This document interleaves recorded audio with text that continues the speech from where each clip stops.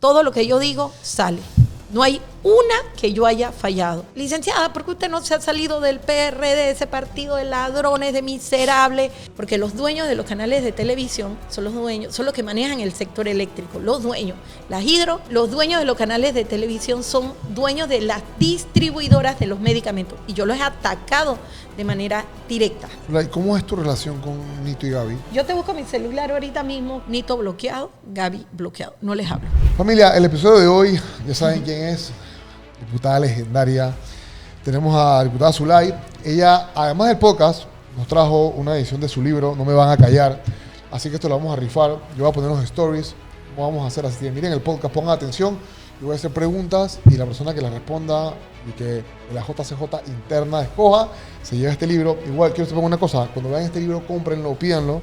Porque todo lo que se gana en este libro va para una fundación fundaciones. Para varias fundaciones que Zulay apoya, de proyectos que están en la calle. Así que, bueno, Bazooka, Javi, vámonos con el podcast. Diputada, bienvenida al podcast.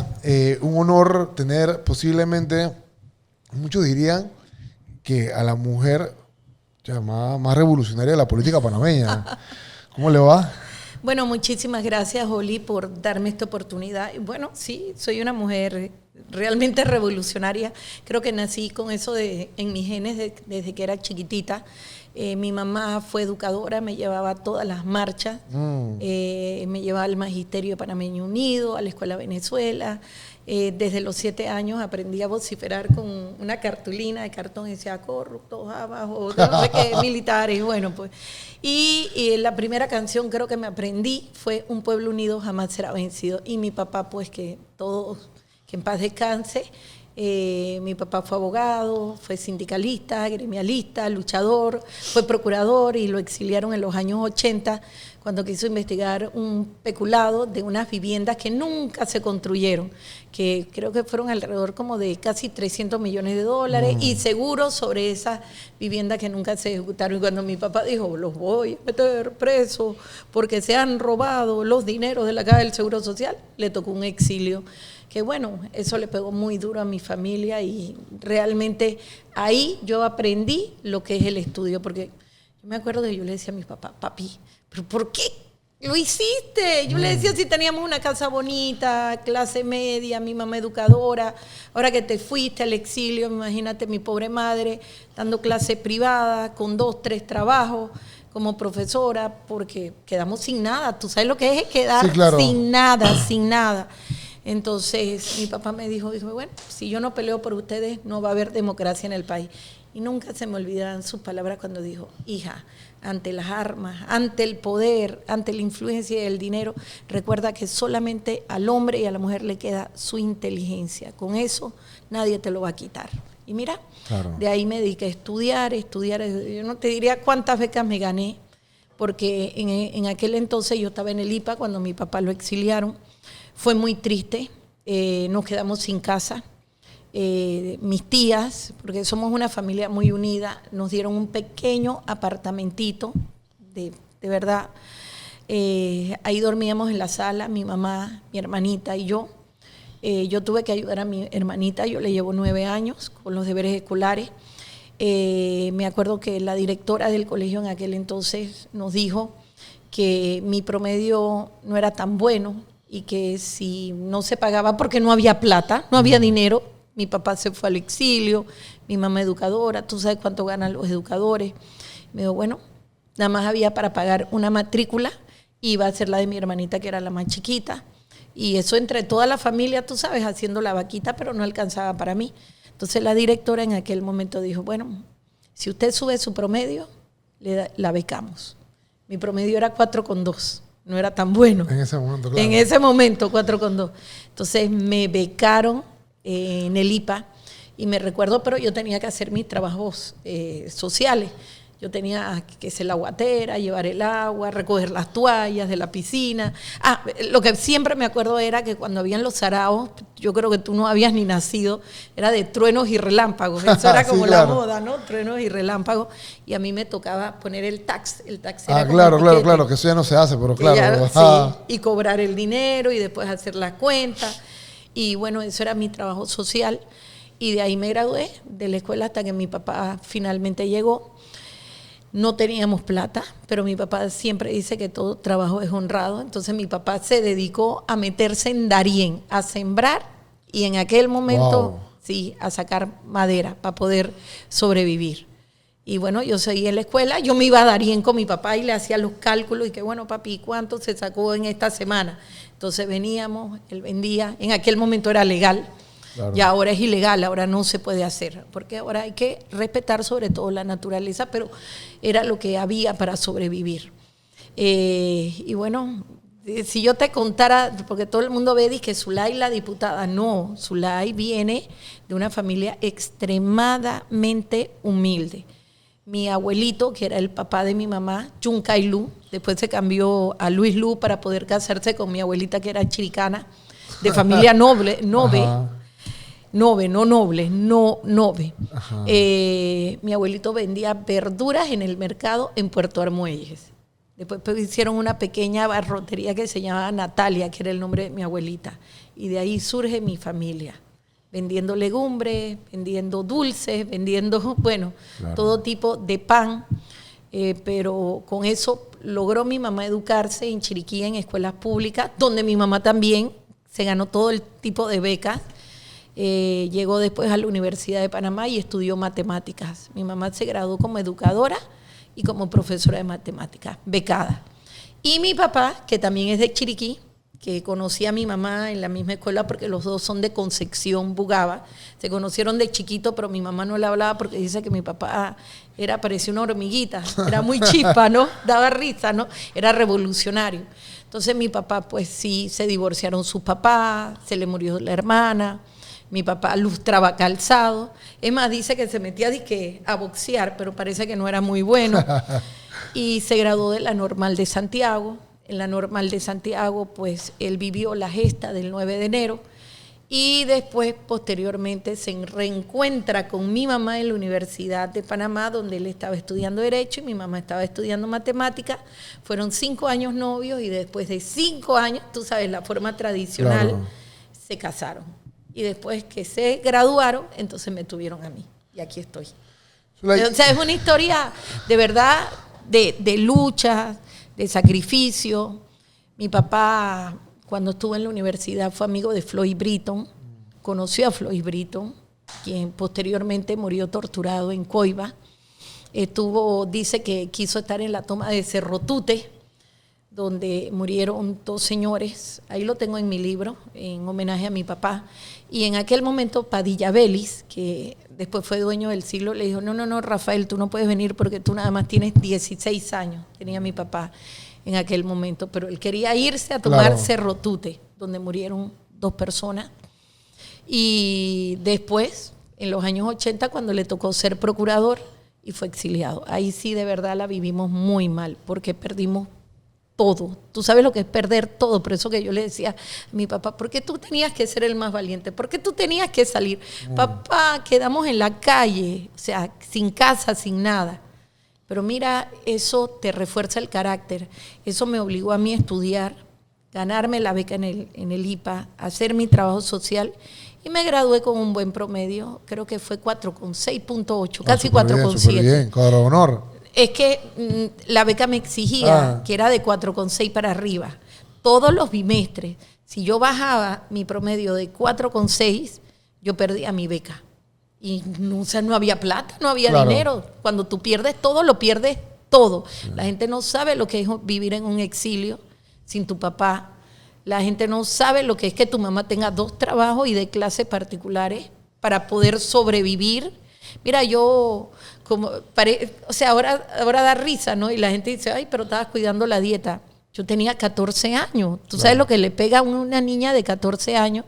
Que por 3 años yo comí arroz con poroto. No había para comprar carne. Y una vez al mes dije pollo. No había. Pero claro, comía porotos, comía vegetales. Dice mi mamá que me hizo comer más sano, pero no había dinero. Entonces, son los sacrificios que a veces que tú tienes que hacer en estas luchas para que haya una verdadera democracia. Por eso que yo, cuando vi a los jóvenes ahora salir, Y yo me recordé, bueno, mira, la cruzada civilista del año 87, 88, 89, porque yo lo viví.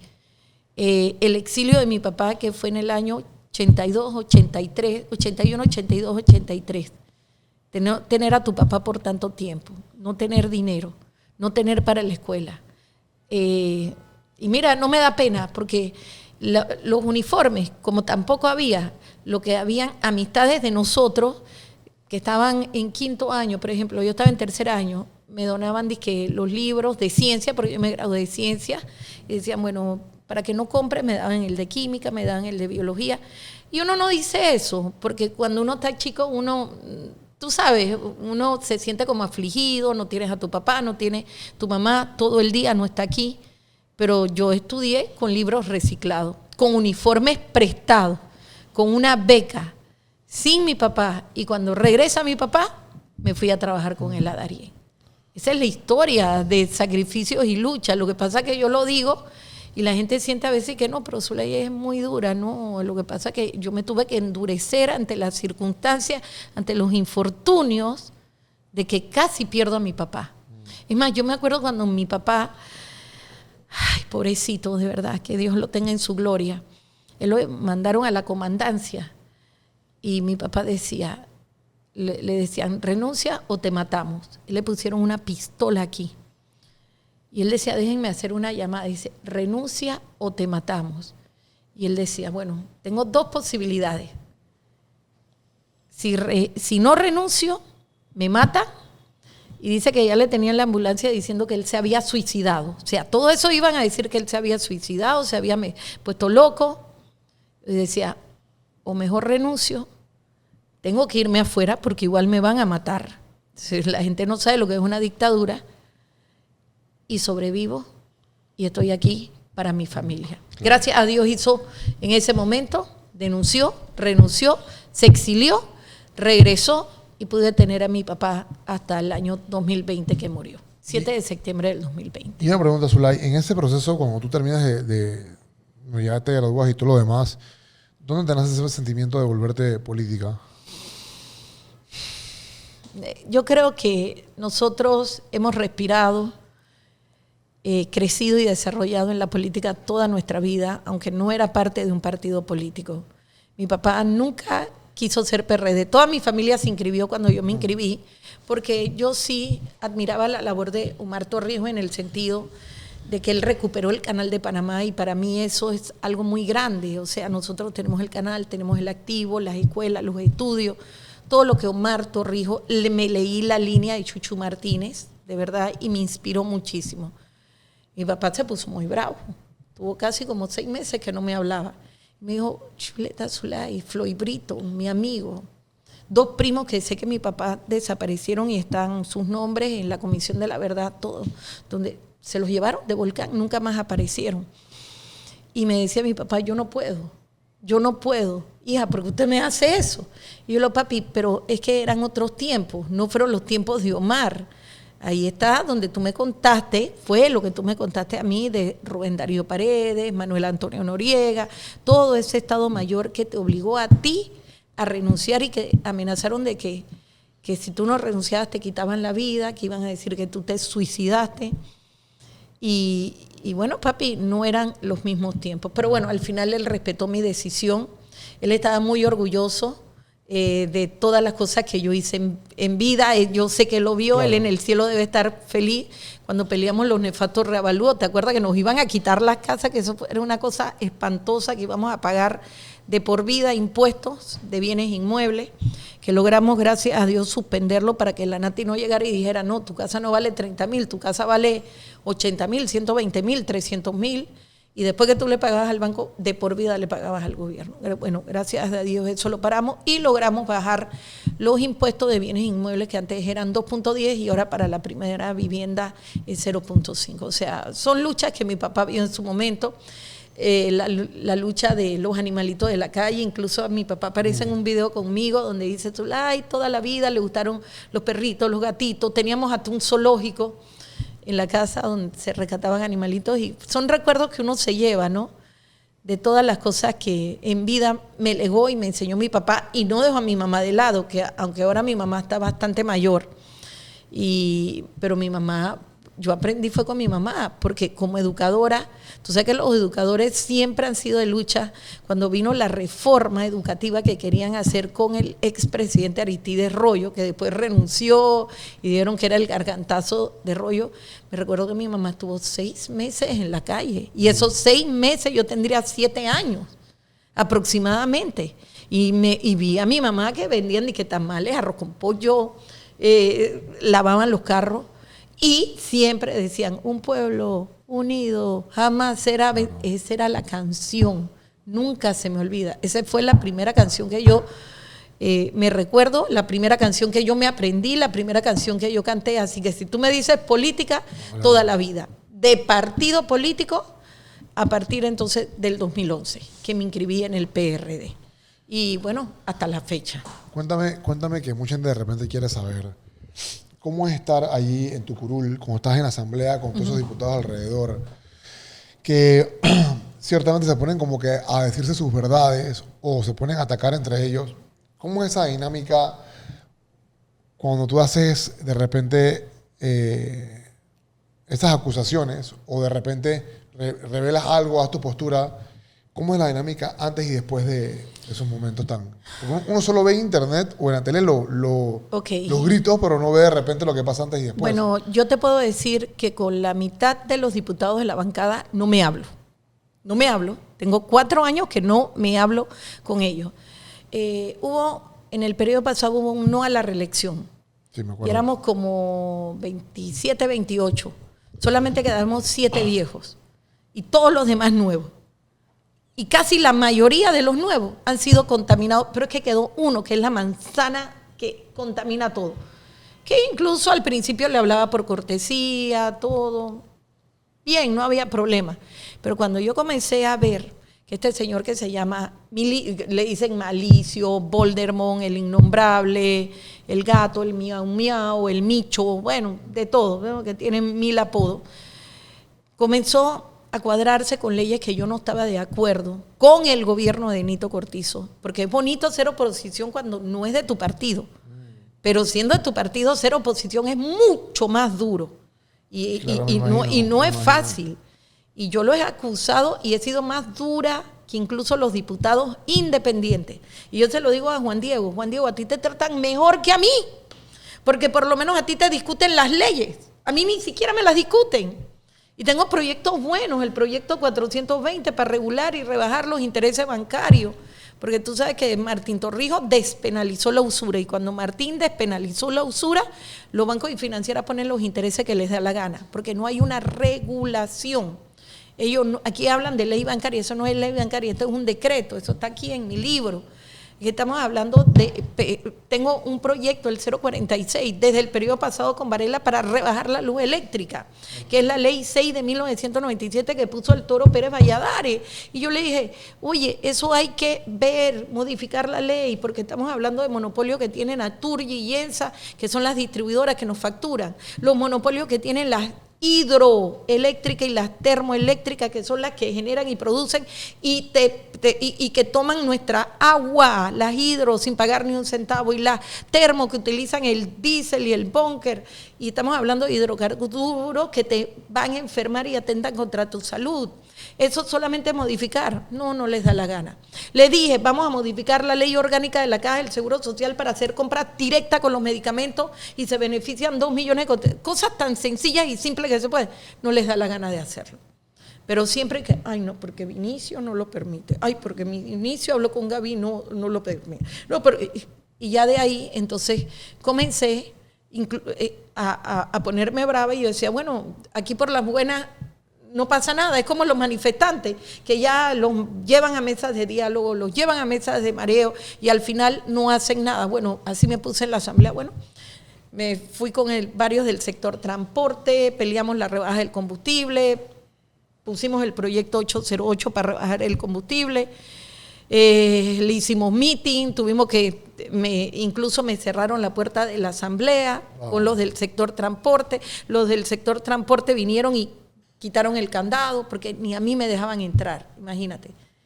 Y son cosas que no se las disculpo, Porque yo estoy diciendo, son leyes buenas para el pueblo panameño, pero ellos no. ¿Por qué? Porque eso, rebajar la luz eléctrica, rebajar los medicamentos, rebajar los intereses bancarios, afectan a los dueños y familias de Panamá.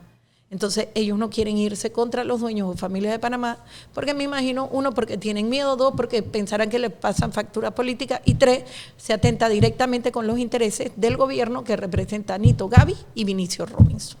Es duro. O sea, y fíjate, esas peleas contra la luz eléctrica, yo la llevo haciendo desde el periodo pasado. Yo pensé, bueno, gana Nito, gana la banca del PRD en su mayoría, claro, y me apoyan. No, no me apoyan. No me apoyan, no me apoyan. O sea, es injusto. La rebaja del combustible, oye, cuando se disparó con la guerra entre Ucrania y Rusia, tampoco me apoyaron. Tuvimos prácticamente con el sector transporte que tomarnos la asamblea, hacerle meeting para que discutieran el proyecto. Y cuando se discutió el proyecto 808, adivina, Nito lo vetó. Y ahí se le formó, porque me acuerdo que el sector transporte de carga le cerró paso Canoas por habernos el proyecto 808 habernos vetado. Entonces de ahí se vino la lucha hasta el interior, Penonomé, se metieron los originarios, los educadores, los médicos, todo. Y gracias a esa lucha se pudo rebajar, pero quedó pendiente los medicamentos y la canasta básica familiar. Mira, con el ministro Augusto Valderrama, cuando yo le dije, señor ministro, le dije, nunca te veo aquí en la Comisión Agropecuaria, y yo, señor ministro, porque los otros 10 proyectos que yo he interpuesto para hacer los hurtos orgánicos, comida orgánica, para ver el mercado, para una agricultura más sostenible, para préstamos blandos, para el sector agropecuario, para las mujeres rurales, a usted no le interesa. Pero cuando yo pedí que se bajaran los insumos agrícolas, que es un monopolio que maneja una empresa Andia, que tú sabes que uno que maneja esa empresa Andia es Melo, y él trabajó para Melo y sigue trabajando para Melo. Y por supuesto yo le dije, usted va a defender los intereses de Melo y no de todo el sector agrícola. Ahí se puso a gritarme un poco de cosas y ahí está el proyecto, parado. Entonces es el resentimiento que yo tengo con la mayoría de ellos por no haberme apoyado en proyectos buenos, no para mí, sino para el país. Y no es que lo va a sacar Zulay Rodríguez, sino que es un proyecto que va a sacar la Asamblea para ayudar al país. Pero bueno, vamos a seguir en la lucha, tenemos que seguir, no queda de otra, porque eso me lo enseñó mi señor padre y mi señora madre, desde que era chiquitititita. Y de esos sentimientos y de esa razón nace tu deseo de repente entonces ahora de ser alcaldesa de San Miguelito, y también, me imagino que también nace tu idea de lanzarte por una libre postulación. Sí, yo me fui por la libre postulación, porque en el año pasado, cuando se estaba discutiendo lo que eran las reformas del Código Electoral, Raúl Pineda llegó y me dice, Zulay, así, tú a tú, tienes que pedirle perdón a Vinicio Robinson. Yo, ¿perdón por qué? Porque si tú no le pides perdón a Vinicio Robinson por todo lo que tú has dicho de él, te vas a quedar y no te vamos a postular. Yo, espérate, ¿cómo no vas a postular? ¿No vamos a ir a primarias? Yo digo, Dios mío. Y ahí me di cuenta que ellos pretendían hacer las reformas del Código Electoral para ellos hacer todas estas reservas posteriormente y dejarme no solamente a mí, sino a líderes comprometidos y que tienen gente que lo sigue dentro del PRD. Yo decía, Y yo dije, yo lo siento, Raúl, así le dije, pero yo no le voy a pedir ni perdón, porque perdón solamente se le pide a Dios, ni disculpas a Vinicio, porque él sabe lo que él está haciendo al país. Y después que se terminó la discusión de las reformas electorales, que quedó el Código Electoral, me fui a la Corte. Lo demandé por 5 artículos.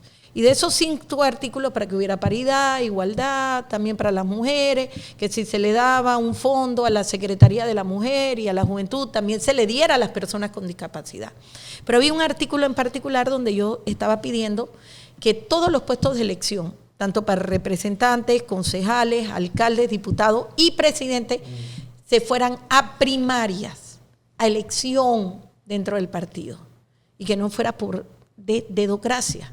Adivina, la Corte Suprema de Justicia no me lo admitió.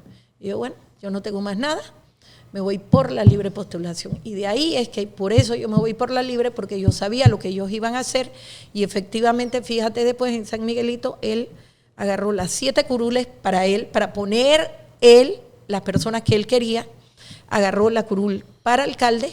Y también sé que porque agarró prácticamente todo, el 100% de todo. El 100% de todo. Los representantes de él, la diputación y por supuesto en una mayor o menor medida también se dio a nivel nacional, porque Vinicio quedó de presidente y como presidente él entonces impone quién va y quién no va. Y por eso, antes de yo ver eso, me fui por la libre. Yo se lo advertí a muchos compañeros. Yo le dije, señores, y a muchos dirigentes, váyanse por la libre, no los van a dejar correr. Entonces, no me creían. Y cuando de repente, ¡pam!, se dieron cuenta que hicieron las reservas, que hasta ahora las comenzaron a adjudicar en el mes de septiembre y octubre, ahí se dieron en cuenta que yo tenía razón. Mira, Oli, todo lo que yo digo sale. No hay una que yo haya fallado. Yo medio en broma, medio en serio, claro. A veces le digo así a mi familia, amistades, compañeros, le digo compañeras, mi esposo, todo. No me llamo Zulay Leicet, me llamo Zulay Cassandra. O debería llamarme Cassandra Zulay. Claro.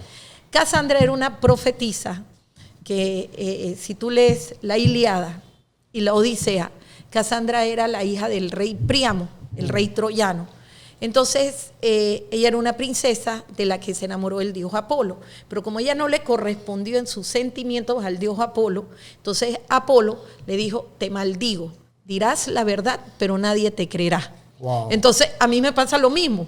Yo le digo las cosas a la gente y la gente dice, no, eso no es cierto. Oye, hay veces pasa el mes, 2 meses, 3 meses, 6 meses, pero pasa. Y después todo el mundo dice, ay, Zulay tenía razón. Como ahora, como los intereses bancarios, yo les van a subir los intereses, tenemos el proyecto 420, para que podamos rebajar, para que podamos regularizar, para que los bancos no lo hagan de una manera arbitraria. Pero no me creían. Cuando pasa, entonces dicen, Zulay tenía razón. Zulay, cuando tú corres y decides ir por la libre postulación, ¿cómo tú sientes el apoyo de tu pueblo, el apoyo de la gente que está contigo, de la gente que te dio la firma? ¿Cómo tú sientes ese...? Bien. Mira, la gente me dice, pero licenciada, ¿por qué usted no se ha salido del PRD, de ese partido de ladrones, de miserables, de gente que le hacen daño? Y yo le digo, porque no le voy a dar la curul a Vinicio, la curul le pertenece al partido. Y no me da la gana que la curul se la quede Vinicio Robinson y ponga el que le dé la gana y no ponga suplente porque él es capaz de todo. No se la voy a poner fácil. No. Y hasta el sol... Fui elegida como diputada, tengo derecho a hablar, tengo derecho a denunciar y tengo derecho a presentar leyes que son buenas para el país y combatir los monopolios, oligopolios que empobrecen a las personas y no. Y en segundo lugar, porque la membresía del partido es buena. El problema es que el partido se encuentra secuestrado. Y mira, fui la que más firma tuvo. A pesar de que el tribunal para presidente tuve 176,000, no me recuerdo las décimas, casi 177,000. Y eso que el tribunal me eliminó 20,000 firmas. Wow. Y para diputada tuve 27,000 por la libre postulación. Y eso que el tribunal electoral me eliminó casi 6,000. Si tú te pones a ver, fueron 26,000 firmas que me eliminaron, donde la gente, en vez de decir... yo le doy la firma a Zulay Rodríguez con cédula, que era todo un protocolo, decía, claro. Yo apoyo a Zulay Rodríguez y te voy a dar mi voto. Por decir voto y no decir firma, me eliminaban. Había la intención. ¿Y qué hicieron después? Habían unos apps donde la gente venía. Sí. Oye, eliminaron los apps por 1 mes y medio para ayudar a mi competencia, porque querían ayudar a mi competencia. Pero con todo y eso, adivina, saqué el primer lugar. De 50 semanas, estamos hablando de 1 año, por 49 semanas lideré el primer lugar para presidente con la firma para la libre y por 49 semanas lideré también para la firma para diputada por la libre postulación. ¿Tú crees que sí? O sea que ahí te das cuenta del querer de la gente, que la gente me felicitaba, la gente me decía, yo sé que la calumnia, la injuria, la persiguen. Yo tengo un caso en la corte que es una patraña, ahí si yo te busco mi celular, ahí sale donde la mujer dice, ella asesinó a mi esposo, ella lo asesinó, o sea, tenían listo, Oli, un informe donde decían que yo era la líder de una organización criminal, listo para meterme presa. Gracias a Dios, como yo conocía a los diputados del Morena de México, me mandaron el certificado de defunción y gracias a eso no me metieron presa. Entonces me pusieron hurto. Ahí yo tengo todas las certificaciones, todos los fallos, todos los impuestos, y te das cuenta que a pesar de eso que me hicieron en plena campaña política, porque eso era para que yo no corriera por la libre postulación, saqué el primer lugar. Y ahora que mencionas eso, quiero hacerte una pregunta muy casual sobre los medios de televisión y tradicionales. Yo creo que yo nunca he visto una entrevista tuya en medios tradicionales. En Canal 2 no tengo ninguna. Que no te ataquen. Ajá. Cuéntame por qué, cómo es esa relación tuya con los medios. ¿Qué tú crees que está pasando? Primero que todo, fíjate que cuando yo salgo en primer lugar por la libre, el muchacho el periodista Félix Chávez, en vez de hacerme preguntas de mi plan, ¿qué tiene usted para Chiriquí? ¿Qué tiene para los productores? Dígame, usted se robó el oro y usted asesinó a una persona. Yo, primero que no me robé nada, o sea, todo era, pregúntame de mi plan. ¿Cuál periodista, disculpa? Félix Chávez, de Telemetro. No me suena, pero continúa. Sí, Félix Chávez. Él está en ECO. Ah, ok, ECO, sí. TV. Ya. Entonces, Canal 2, Sí, claro. nunca, fíjate que le han dado a todos los candidatos, a todos. Y hasta el sol de hoy, Canal 2 no me ha dado ni una sola entrevista. Ahí te das cuenta. Y eso que tú has pedido derecho a réplicas ahí, ¿verdad? Y yo he pedido derecho a réplica, incluso cuando me sacaron que se robó esto, que asesinó, que todas mentiras. ¿Y por qué crees que no te, Y yo pedí mi derecho a réplica por escrito, denme mi derecho a réplica. ¿Sabes por qué? Porque los dueños de los canales de televisión son los que manejan el sector eléctrico, los dueños, las hidro, las termo. Los dueños de los canales de televisión son dueños de las distribuidoras de los medicamentos. Y yo los he atacado de manera directa. Incluso también de la prensa. Hay un señor, no estoy en el pleno, pero Horacio Icaza, yo lo acusé directamente en el pleno. Y ahí está, yo le digo, Horacio Icaza, tú metiste una apelación en el Seguro Social y dejaste desabastecido al Seguro Social porque tú querías que te siguieran comprando tu medicamento. ¿De dónde era Horacio Icaza? De Movín. ¿Con quién estaba vinculado? Con Anet Planel. ¿Y quién preside ahora? Anet Planel, la prensa. Entonces tú ves los ataques. E incluso vi en estos días en la prensa donde dijo, los diputados que no votaron por el contrato de Minera Panamá, los independientes, tal. El del PRD, Eugenio Bernal, lo pusieron. Y 2 abstenciones que fue de Cristiano Adame y de Daniel Ramos, también del PRD. Nunca mencionaron a Zulay Rodríguez. Siempre son ataques. Entonces yo les digo, pero ¿cuál es el miedo de ustedes? Pregúntenme. No, ellos no lo hacen. ¿Quiénes son los que me entrevistan?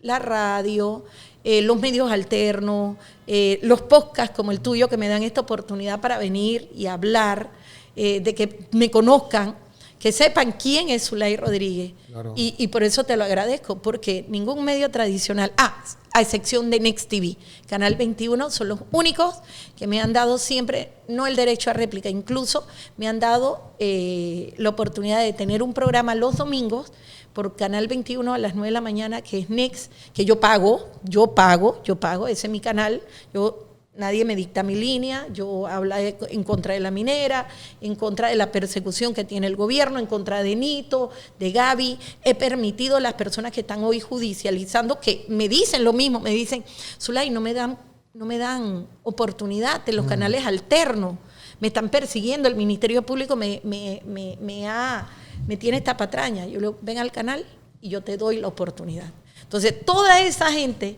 que no le dan la oportunidad, vienen al canal, vienen a Next y vienen a mi programa y hablan lo que otros canales no le permiten. Entonces, por eso que yo te doy las gracias, Juli. Mira, y quiero saber un poquito del tema de la alcaldía.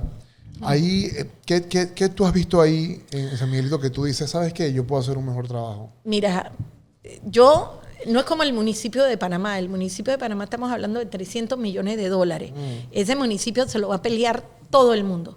Acá yo estoy hablando de un municipio pobre, un municipio que refleja, creo que 34 millones de dólares. Y fíjate que se va mucho en salario, y ese salario que no le paga Carrasquilla, o sea, ni siquiera le paga las prestaciones laborables con la caja del Seguro Social, es un distrito en este momento que está lleno de basura. ¿Qué ofrece Zulay Rodríguez? Zulay Rodríguez no te ofrece dinero, ni te va a ofrecer el jamón, ni te va a ofrecer. Zulay Rodríguez te ofrece crear empleo. porque ya yo me he reunido con empresas que no solamente pueden recolectar, clasificar, reusar, reciclar la basura, sino que esa basura se puede convertir en energía. Que esa basura que genera metano o biogás que se puede vender, es una basura que también se puede comprimir. Tú con organismos internacionales, si tú dices, te vendo la basura y tanto de basura, eso deja de contaminar o de emitir no sé cuántos, porque ellos lo tienen por medidas de CO2, o sea, dióxido de carbono a la atmósfera. Yo ofrezco eso.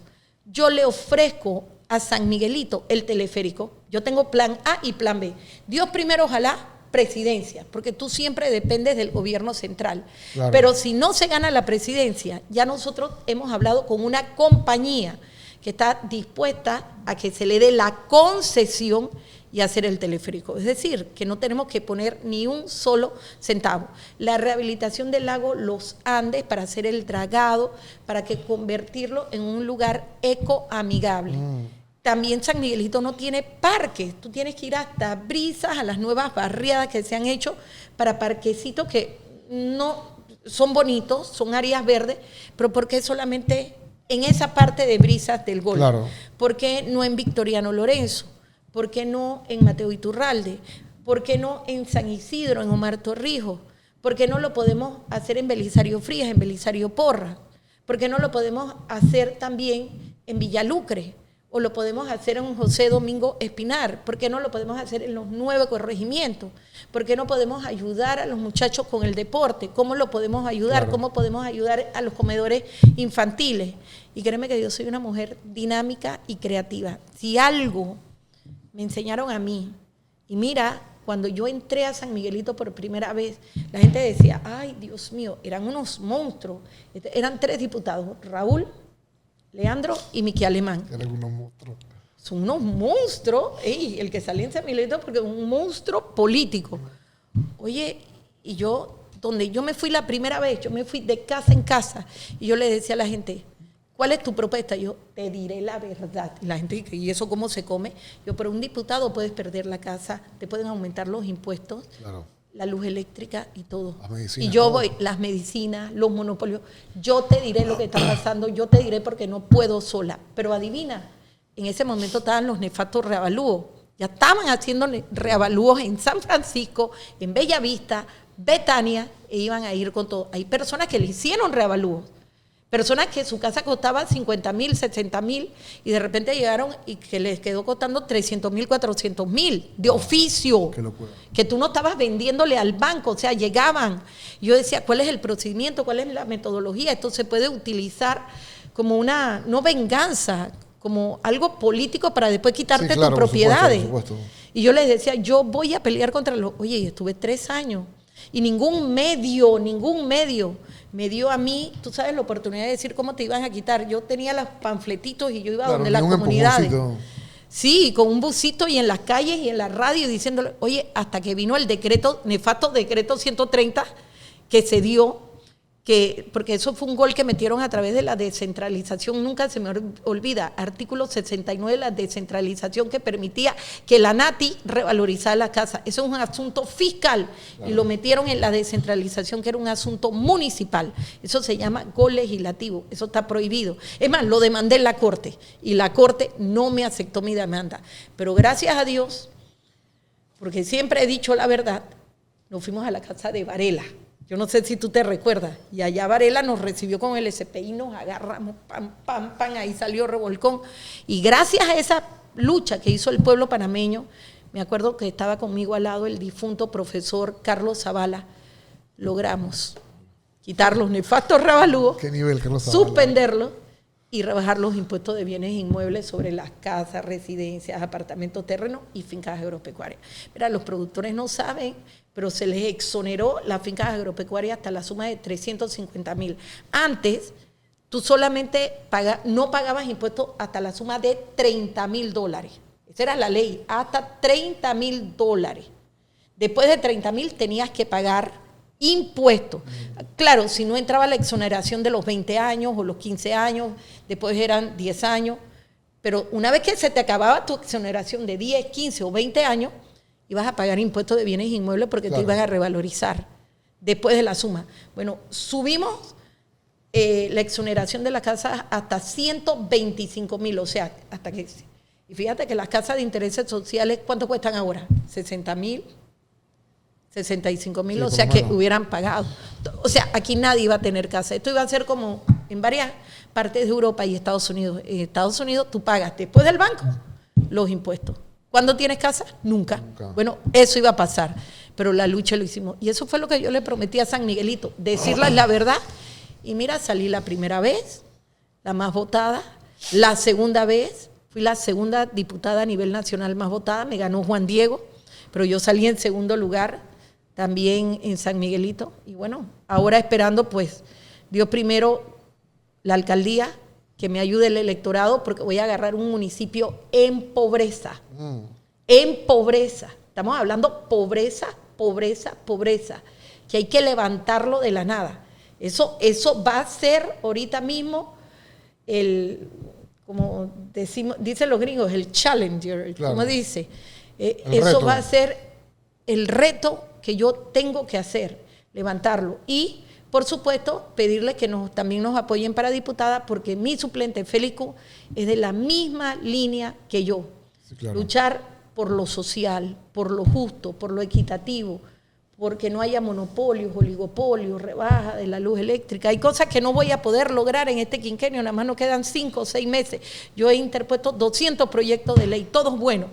Y de esos pueden haber como 60, que es bastante. Y hay un proyecto muy lindo también, el del 9 de enero. Tú sabes que nuestros mártires, pobrecitos, estaban muriendo en la pobreza. Y nuestros mártires fueron los que dieron la vida para que tú y yo tuviéramos canal y tuviéramos... Y tú sabes que aquí tengo la historia de la hermana de Ascanio Arosemena, el primer caído, el primer mártir del 9 de enero de 1964, Berna Arosemena. ¿Tú sabes cómo murió? De cáncer, en la autoridad de tránsito. Y yo hablaba con Berna. Aquí yo tengo la foto con Berna. Y yo le decía, Berna, ¿y te pagan tu tratamiento? No. ¿Te ayudan? No. ¿Y cómo estás? Bueno, yo tengo no sé cuántas maestrías y tengo cáncer. Murió de cáncer. Y ningún gobierno la ayudó.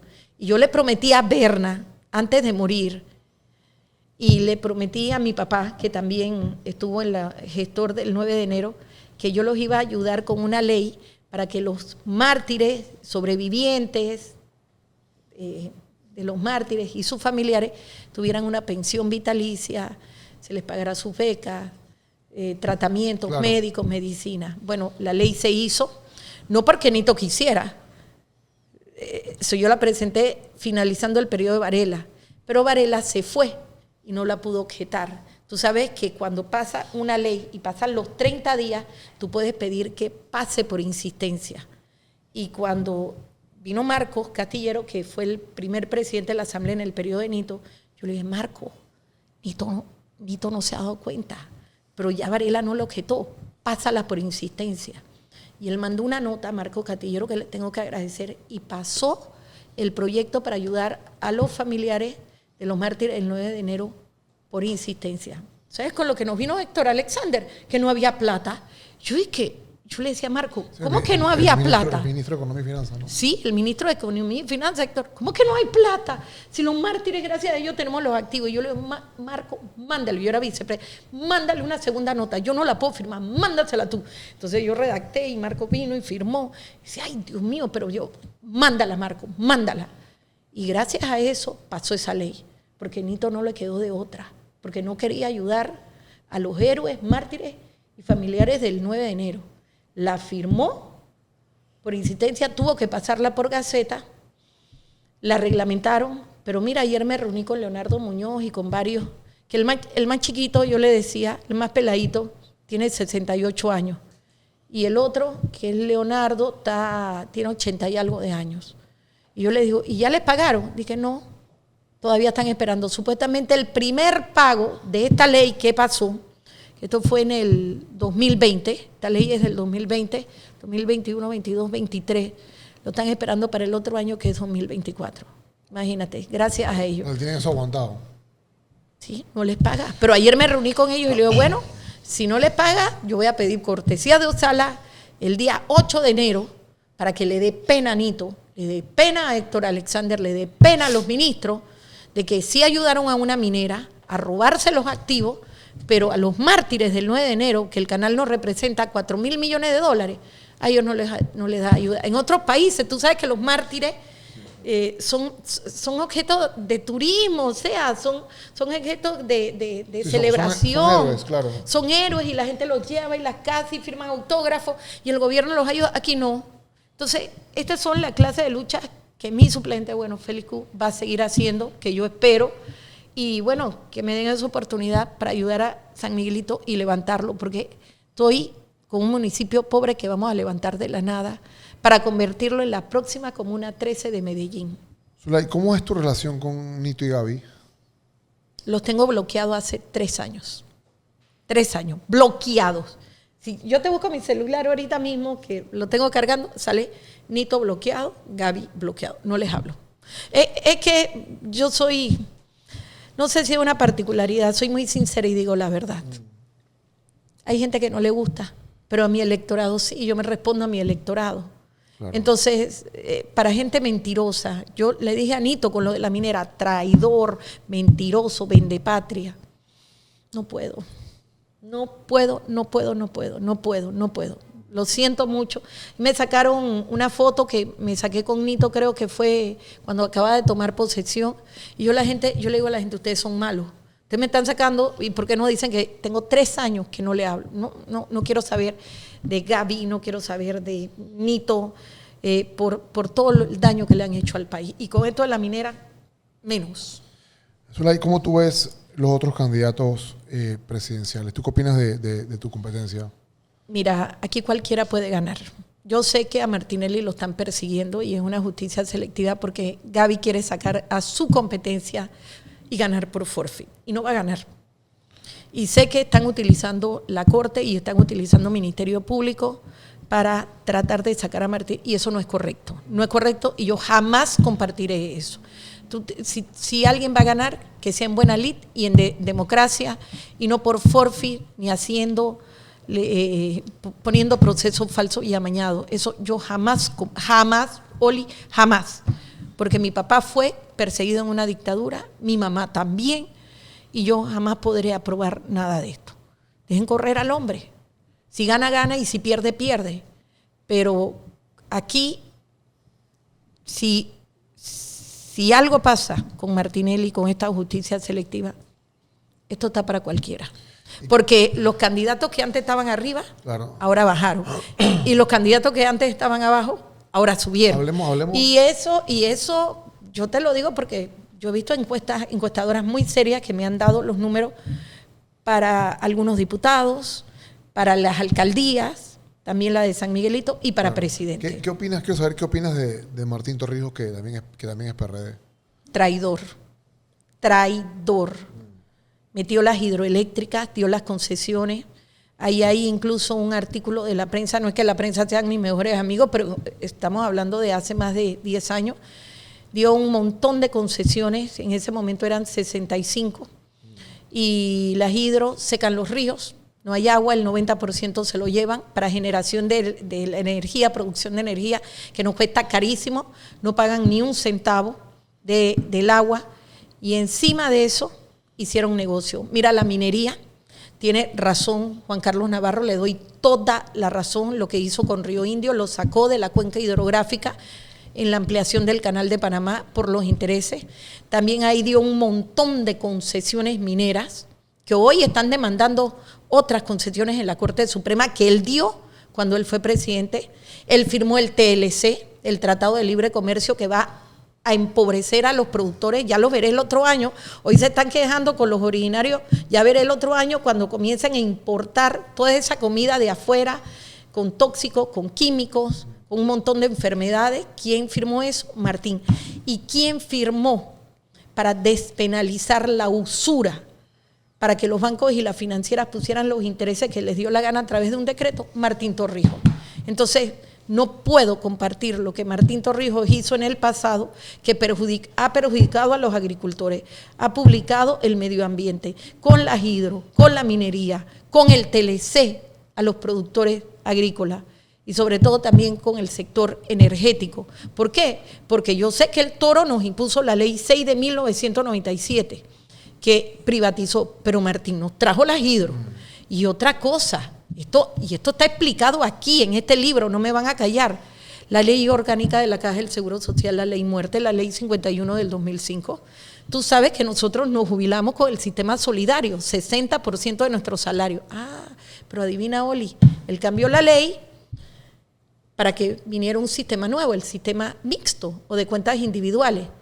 Y las personas se van a jubilar con un 20% aproximadamente de sus aportaciones que van a poner en un fondo de pensión, 20%. Estamos hablando 20%. Cuando la gente sepa eso, se van a suicidar. Si estamos hablando de, imagínate, 600, 800 dólares, no tengo aquí el cálculo, tú le pones punto 20, ¿cuántos se van a jubilar? ¿Con 100 y pico? 100 y pico. Cuando con el 60% estamos hablando que te puedes jubilar con 400, 380 y algo, casi 400. ¿Tú te imaginas cómo van a quedar esos jóvenes ahora que entran a este sistema de cuentas individuales? Los primeros van a venir en el 2027.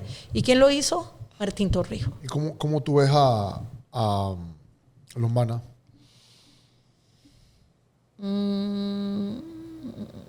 No confío en él, mira.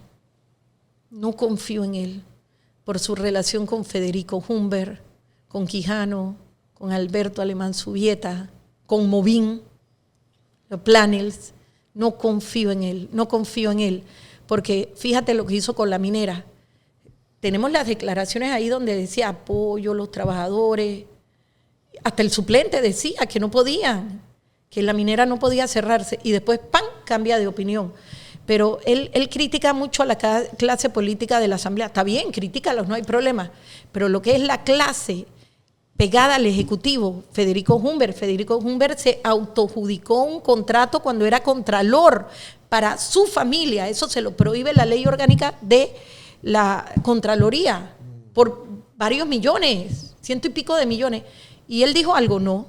Cuando Federico Humbert dio el ok, que se lo dio al Consejo de Gabinete para que Odebrecht pudiera reemplazar la pena por 200 y pico de millones que todavía no ha pagado, eso lo hizo Federico Humbert. ¿Él criticó a Federico Humbert? No, no lo hizo. Él criticó a Quijano. Cuando Quijano nosotros le dijimos, oye, pero si tu hijo fue a comprar unos remolcadores a España con astilleros Harmon, que costaron varios millones de dólares y los remolcadores fueron inservibles. Nunca dijo nada de Quijano. Es más, dice, Quijano es el que me ve mi plan de trabajo para la logística y el sector marítimo. Y yo, ¿tú sabes lo que Quijano hizo? Cuando fue y estuvo encargado en el canal de Panamá. Igual lo que está haciendo ahora Catín Vázquez. O sea, y que sabían que estaba el reservorio de Río Indio y nunca mandaron esos estudios ahí mismo. Tengo a Quijano que dijo, le pagué a la NOAN unos estudios de Río Indio que vienen haciéndose desde 1999, que dice que Río Indio es la clave, y que pagó 23 millones de dólares para estudios que hoy tiene Nito Cortizo en su despacho para firmar, y nunca dijeron nada de eso. Que lanchas que se hacían aquí en Panamá con mano de obra que costaban $700,000, las fueron y las compraron en España por 2.7 millones de dólares. Ahí estaban las pruebas.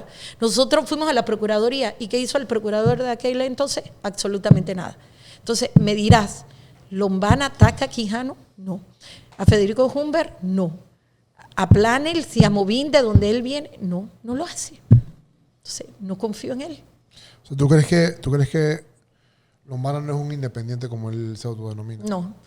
Si él hubiera sido independiente, se hubiera mantenido independiente, pero él hizo su partido político. Entonces dice, eso pseudo independiente. Entonces, ¿qué es lo que tú hablas?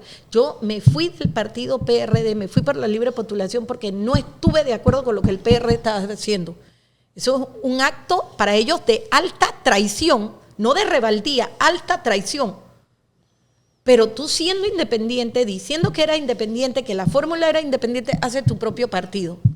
Y ahora dices que era necesario que hicieras el partido. Entonces es el doble discurso y la doble moral que ha tenido este señor no de ahora, de hace mucho tiempo. Entonces, en estos días, Atenógenes me dio risa y le digo, pero señor Lombana, y ahí sí me gustó y aplaudí a Atenógenes. ¿Qué usted está hablando? Usted está diciendo que le estamos... No, señor Lombana, usted habló mal, bien de la minera, que la minera era la solución. Y ahora usted cambia su discurso y usted dice que la minera tenía que irse. Ahora usted dice y habla de una renegociación del contrato. Entonces a mí me dio risa que comenzaron a sacarle mucho como bulletin, me di que Lombana, di que gracias a mí se construyó el canal de Panamá, gracias a mí se dio la independencia de España el 28 de noviembre de 1821, di que gracias a mí se dio la gesta del 9 de enero de 1974 y salí al final, di que gracias a mí yo le dije a Rufina Alfaro que diera el primer grito para el me dio risa y yo, bueno, es que eso refleja el comportamiento de él.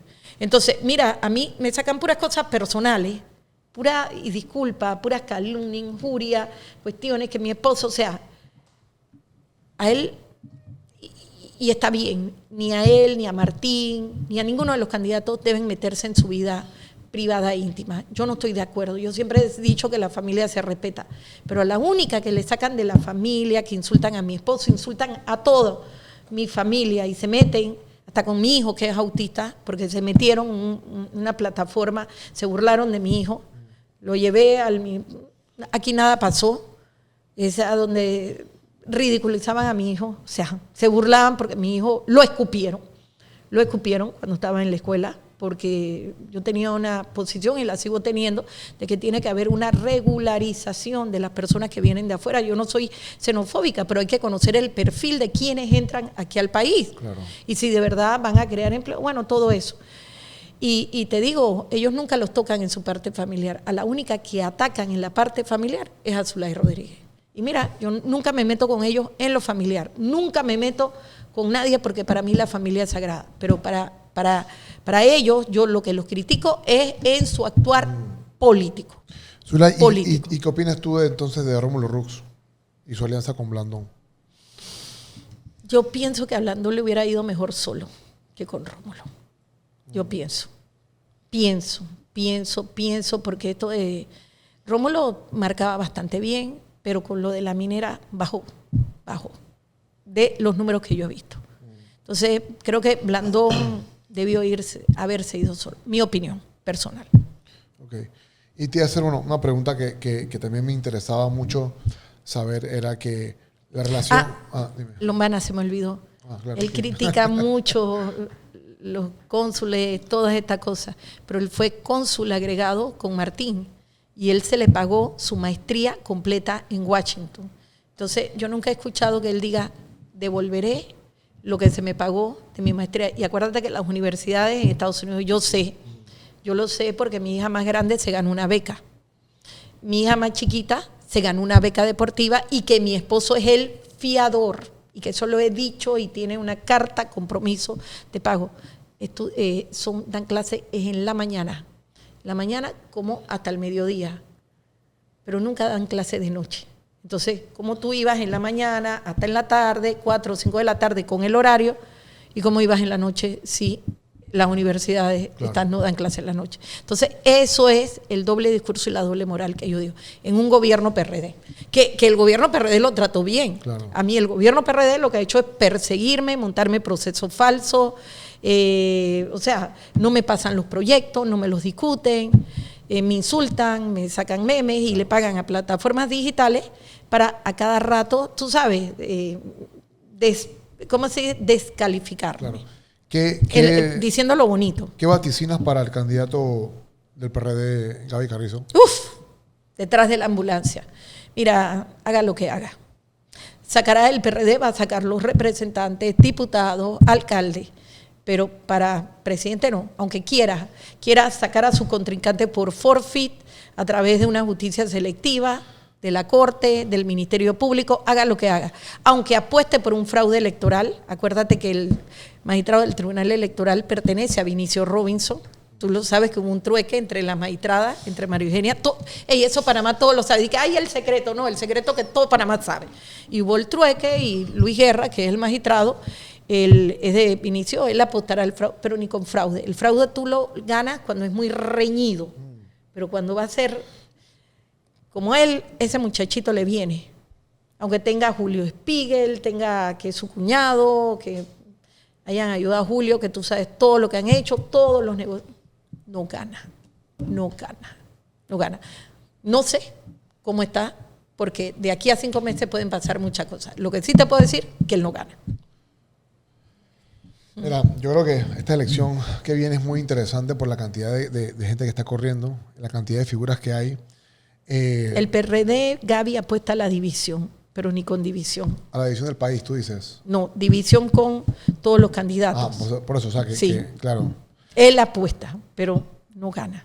Las bases no lo quieren. Fue un candidato impuesto. Pero bueno, quiero escuchar tu análisis. No, eso es interesante lo que tú dices, lo de las bases. Tú que tienes contacto directo con la gente cuando caminas, con los delegados. Porque obviamente yo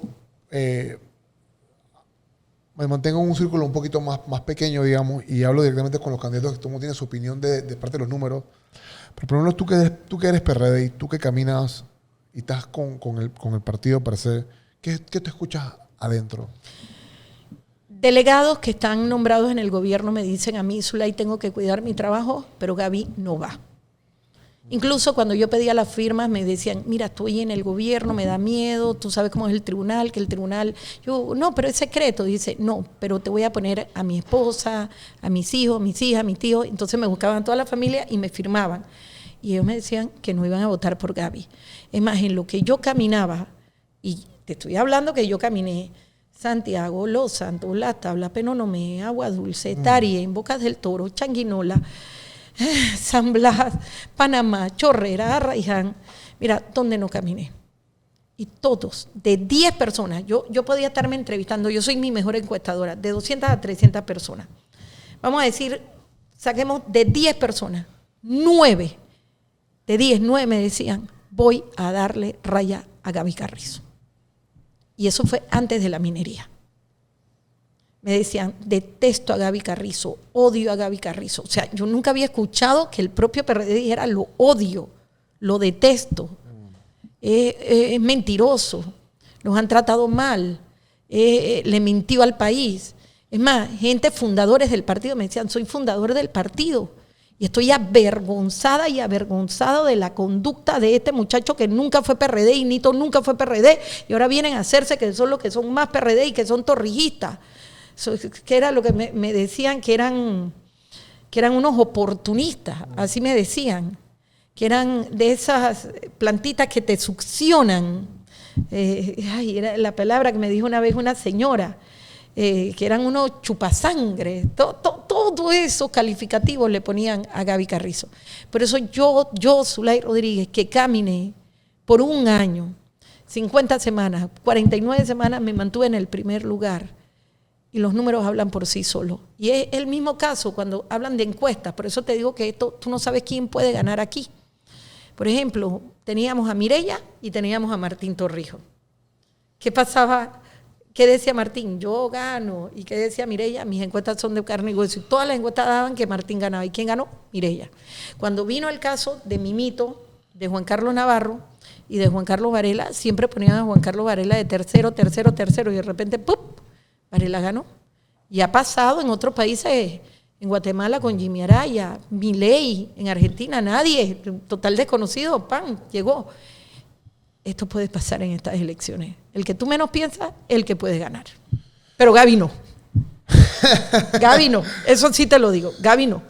No, Zulay, la verdad que me ha encantado. Creo que eres una mujer, una persona, porque olvídate de que seas mujer, hombre o mujer, muy valiente. Creo que independientemente de la postura que tú te plantes en la asamblea, hay que reconocer que te pones que coges la espada y vas a la guerra con quien sea. Y esto es factura política. Y eso te iba a decir, y yo sé que... factura política. Yo sé que no es fácil, yo sé que para bien o para mal, cuando el pueblo te agradece, puede que otro político te diga, voy por ti o lo que sea. Pero bueno, yo creo que tú, como tú lo dijiste, ¿no?, y como lo dice tu anuario, Tú estás en esto desde que naciste, estás en esto Prácticamente metida. desde que nací. Y yo creo que bueno, que eso está comenzando. Todavía no hemos arrancado la campaña oficialmente. Arranca en febrero para la gente que no sabe. 3 de febrero. Pero sí quería conocerte, quería como que la gente también entendiera un poquito más de dónde tú vienes, porque Claro. la gente solamente ve una Zulay. La que pelea, la que lucha. Pero es porque lo que tú Sí, dices, pues, donde te entrevisten te van al choque porque quieren sacar una reacción o porque están defendiendo algún interés. Yo creo que tu lucha contra la oligarquía, la lucha contra Los monopolios y la lucha contra ese poder económico que mucha gente no entiende, que mucha gente culpa a los políticos, pero no saben que los políticos representan grupos que quieren manejar, que quieren dejar las cosas como están, quieren que el pueblo siga con mala educación. Así Para es. que sea súper fácil mantener un control. Y creo que definitivamente parte tú le das mucho valor a este episodio y le das mucho valor a mi programa, porque yo creo que algo que a mí me hace estar muy orgulloso es que ya yo he pagado, y esto me da mucha risa, te lo voy a decir, pero ya yo he pagado un precio político por tener gente que a mí me dicen, no, o sea, no la tengas ahí. O sea, a mí me han escrito patrocinadores, posibles patrocinadores, me han escrito personas y me han dicho, no lleves a fulana, no lleves a fulano, porque vas a pasar factura. Y definitivamente yo les digo a esos manes, esto lo voy a censurar, pero yo les dije, vete para la verga. Porque, Gracias. porque ustedes que, o sea, Gracias. o sea, tienen que respetar uno. Yo no le debo nada a nadie. Este programa es mío, yo hago lo que me da la gana y yo te quiero conocer. Pero independientemente de eso, no podemos vivir así. O sea, uno tiene que tener derecho a libre pensamiento. Ya sea que te escucharon a ti para decir, hey, Zulay es lo máximo o Zulay está loca. Pero que decidan. Me gusta, no me gusta. Y el día 5 de mayo vamos a las urnas. Que eso es lo que yo digo. Gaby, deja participar a todos los candidatos. No le estés poniendo procesos falsos a la persona. ¿Por qué? Porque eso es lo que él quiere, sacarlos de la contienda. No vas a ganar ni por forfeit ni por fraude del Tribunal Electoral. No lo vas a hacer, Gaby, porque no te quieren. Ya, ese es el mensaje que yo lo tengo. Respeta la democracia en el país. Bueno, Zulay, un último mensaje para tu fanaticada. Bueno, muchísimas gracias. Hoy yo le traje un librito que no me van a callar, de mi vida, de mis luchas, de mi familia. Yo vengo, mi familia viene de abajo, una familia que estamos hablando de mi papá exiliado en los años 80, que quiso investigar un peculado de la Caja del Seguro Social. Me decía mi papá, si me hubieran dejado investigar hoy la Caja del Seguro Social, tendría medicamentos y tendría atención médica. Pero no lo dejaron, lo exiliaron. Vengo de mi mamá, educadora. O sea, yo crecí en esto, yo nací en esto. Yo me pude haber hecho millonaria, yo pude haber sido una diputada, sí. Estar en la comisión de presupuesto y todos sabemos lo que pasa en la comisión de presupuesto. Pero fíjate, he estado 4 años en la comisión de familia, en ninguna otra comisión, porque hay que pasarle la factura. Tú sabes que cuando a ti te mandan, de castigo te mandan a la comisión de ambiente, esas son las de castigo, te mandan a la comisión de asuntos originarios y te mandan a la comisión de familia. Pero ¿saben una cosa? Para mí fue un orgullo. En el periodo pasado de Varela me querían mandar a la comisión de asuntos originarios. Pongan atención, son solamente cosas que no saben ustedes de la asamblea. Y yo dije, mándenme porque voy a decir Ñagare, Barro Blanco y me voy a poner arriba de esa hidroeléctrica y me voy a vestir de originario y voy a tener mi lanza. Y no, oye, no me mandaron a la comisión de asuntos originarios. Pero estoy en la comisión de familia.